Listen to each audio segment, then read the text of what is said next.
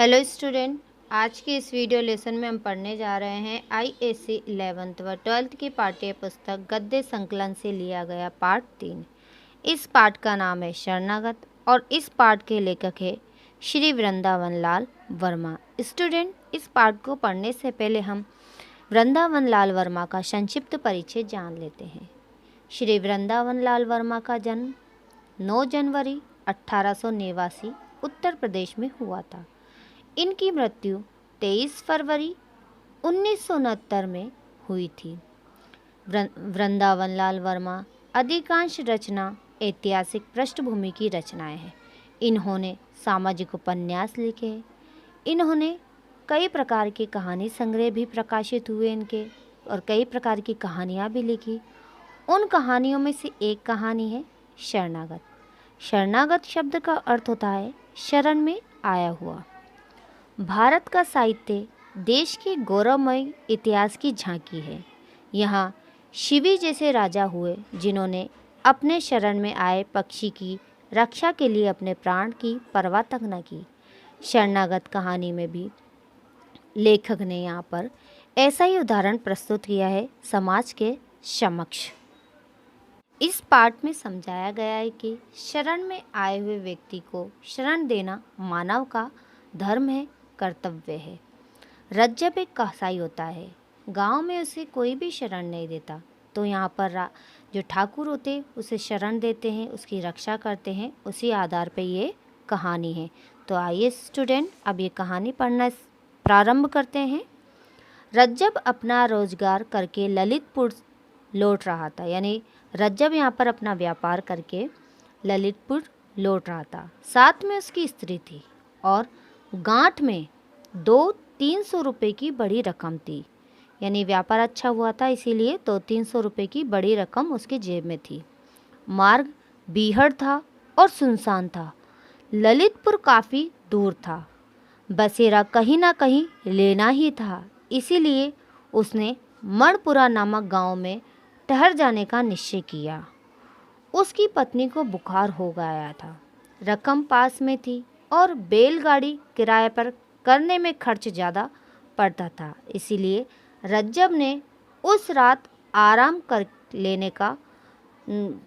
लेना ठीक समझा कि यहाँ पर अगर हम रात रुक जाएंगे तो तुम्हें भी आराम मिल जाएगा और हमारा बैलगाड़ी का खर्च ही बच जाएगा। परंतु ठहरते कहाँ, जात छिपने से काम नहीं चल सकता था। उसकी पत्नी नाक और कान में चांदी की बालियां डाले हुए थे और पैजामा पहने हुए थी। इसके सिवा गांव में बहुत से लोग उसको पहचानते भी थे। वह उस गांव के बहुत से अकर्मणीय और कर्मणीय, यानी उपयोगी और अनुपयोगी ढोर अर्थात पशु को खरीद कर ले जा चुका था। अपने व्यवहारियों से उसने रात भर के बसेरे के लिए यह लायक स्थान की याचना की, यानी प्रार्थना की, किंतु किसी ने भी मंजूरी न की, यानी किसी ने भी वहाँ पर उसे आसरा नहीं दिया। उन लोगों ने अपने ढोर यानी पशु रज्जब को अलग अलग और लुके छुपे बेचे थे। ठहरने में तुरंत ही तरह तरह की खबर फैलती, इसीलिए सबने इनकार कर दिया। तो स्टूडेंट, जो मणपुरा था उस गांव में हिंदू ही रहते थे। किसी मुसलमान को अपने यहाँ आश्रय देना उनके सिद्धांतों के विरुद्ध था, जबकि रज्जब यहाँ पर कसाई भी था और बहुत से लोग वहाँ उससे व्यापार करते थे। लेकिन चुपके चुपके अगर रज्जब वहाँ रात रह जाता तो सभी जगह बात फैल जाती कि रज्जब के साथ ये व्यापार करते हैं, यानी उपयोगी अनुपयोगी जितने भी कार्य हैं वो ये सब रज्जब के साथ करते थे। इसीलिए सभी ने क्या करा, उसे वहाँ रात ठहरने के लिए मना कर दिया। गांव में एक गरीब ठाकुर था। थोड़ी सी जमीन थी जिसको किसान जोतते थे। निज का हल बैल कुछ भी न था, यानी स्वयं का हल बैल तो कुछ भी नहीं था, लेकिन थोड़ी सी जमीन थी, उसे भी किसान जोतते थे। लेकिन अपने किसानों से 2 या 3 साल की पेशगी लगान वसूल कर लेने में ठाकुर को किसी विशेष बाधा का सामना नहीं करना पड़ता था।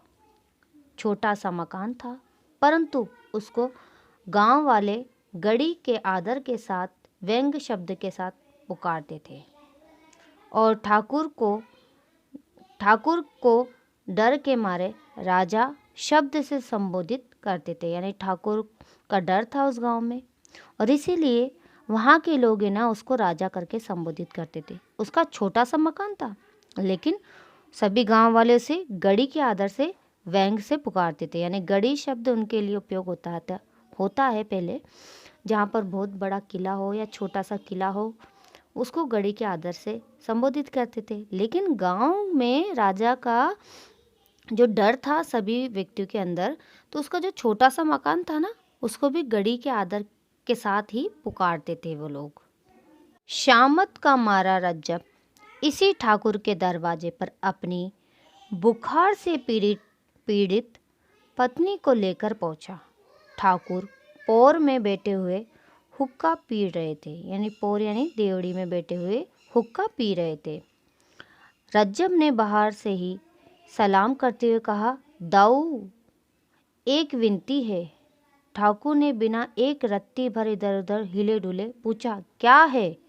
रज्जब बोला, मैं दूर से आया हूँ, बहुत थका हुआ हूँ और मेरी पत्नी को बहुत जोर से बुखार आ गया है। जाड़े में बाहर रह जाएगी तो इसकी क्या हालत हो जाएगी। इसीलिए रात भर के लिए 2 हाथ जगह दे दीजिए। कौन लोग हो? ठाकुर ने प्रश्न किया।